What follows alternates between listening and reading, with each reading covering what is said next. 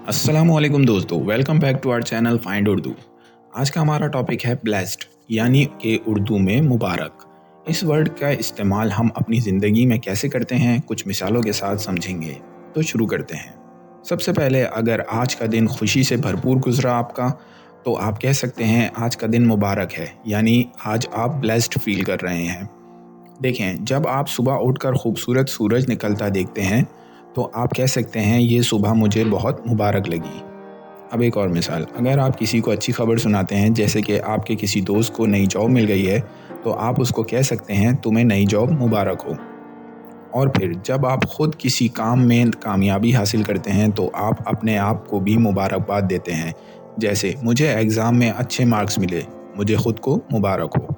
अब देखें, इंग्लिश में इसका इस्तेमाल एक सेंटेंस में। For example, if you have a loving family and good health, you can say I feel truly blessed with a wonderful family and good health. तो दोस्तों, आप भी अपनी ज़िंदगी में हर छोटी बड़ी खुशी को मुबारकबाद से भरा करें और हमेशा खुश रहें। अगर आपको ये वीडियो पसंद आया हो तो लाइक करें, शेयर करें और हमारे चैनल को सब्सक्राइब करें। मिलते हैं अगले वीडियो में। अल्लाह हाफ़िज़।